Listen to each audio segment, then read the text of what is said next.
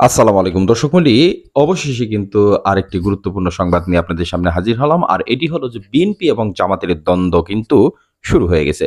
দর্শক মণ্ডলী, বানিয়ে কোনো কথা বলছি না। একেবারে আপনারা আশেপাশে বাংলাদেশের যতগুলো নিউজ মিডিয়া আছে সেগুলোতে খোঁজখবর রাখলে আমার কথার সাথে সত্যতা খুঁজে পাবেন।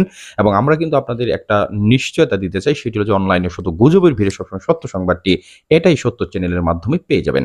তো দর্শক মণ্ডলী, মির্জা ফখরুল ইসলাম আলমগীরের একটি বক্তব্য, তার পাশাপাশি আপনারা জানেন যে জামাত ইসলামের বর্তমানে নায়েবে আমির ডক্টর শফিকুর ইসলাম, তাদের মধ্যে কিন্তু এক কথায় বলতে গেলে কথার লড়াই চলতেছে। এবং এক কথায় বলতে গেলে এটা কথার লড়াই না, রাজনৈতিক লড়াই বলা চলে। এবং যেহেতু আওয়ামী লীগ বাংলাদেশে আপাতত আর রাজনীতি করার অবস্থায় নেই, তখন আপনি ধরে নিতেই পারেন যে বিএনপি এবং জামাতি কিন্তু আগামীতে রাষ্ট্র ক্ষমতায় আসতে যাচ্ছে।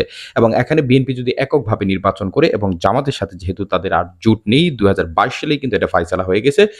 জামাতে ইসলামের নায়েবে আমির তিনি কিন্তু এক রোকন সম্মেলনে বলেছিলেন যে বিএনপির সাথে তারা জোটে নেই, তবে আন্দোলন সংগ্রামে তারা যোগাযোগ রেখেছে, একসাথে আন্দোলন করেছে, এটা সত্য।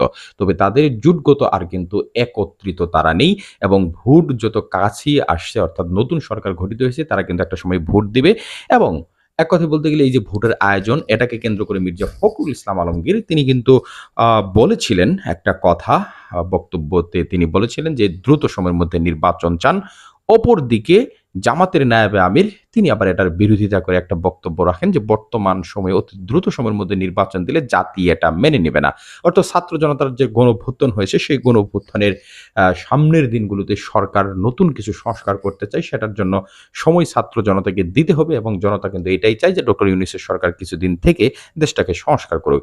এই কথা জামাতের আমির বলার ফলশ্রুতিতে এই পরিপ্রেক্ষিতে, অর্থাৎ মির্জা ফখরুল ইসলাম আলমগীর যে বারবার নির্বাচনের কথা বলেছেন, সে প্রসঙ্গে তিনি জামাতের আমিরের বক্তব্যের প্রসঙ্গে টেনে বলেন যে জামাত আসলেই কি আদৌ কি স্বাধীনতায় বিশ্বাস করে কিনা এরকম একটা প্রশ্ন তুলেছেন। তার পাশাপাশি বলেছেন যে যারা ভোটে জিততে পারবে না তারা নির্বাচন চায় না, অথবা তারা দেশ পরিচালনা করতে পারবে না, তার জন্যই তারা নির্বাচন বিমুখ। এই ধরনের মন্তব্য মির্জা ফখরুল ইসলাম আলমগীর করার ফলেই কিন্তু এটাকারে স্পষ্ট বোঝা যাচ্ছে যে জামাত এবং বিএনপির মধ্যে একটা কোন্দল শুরু হয়ে গেল। দর্শক মণ্ডলী, এই বিষয়টিকে আপনারা কিভাবে দেখছেন? এটা কিন্তু ওপেন সিক্রেট যে জামাত এবং বিএনপির মহাসচিবের মধ্যে কথার একটা লড়াই চলমান। এবং এই দ্বন্দ্ব কোথায় গিয়ে ঠেকবে, এটা সামনের দিনগুলোতে আরো বেশি প্রতীয়মান হওয়ার সম্ভাবনা রয়েছে। এই বিষয়গুলোতে আপনাদের মন্তব্য কি, সেটা কমেন্ট বক্সে লিখে জানাবেন। আর আপনাদের প্রতি বিনীত রিকোয়েস্ট করব, অনলাইনে শত গুজবের ভিড়ে সবসময় সত্য সংবাদগুলো সবার আগে জানতে হলে আমাদের এই চ্যানেলটিকে সাবস্ক্রাইব করে বেল আইকনটি বাজিয়ে সাথে থাকবেন। ধন্যবাদ সবাইকে।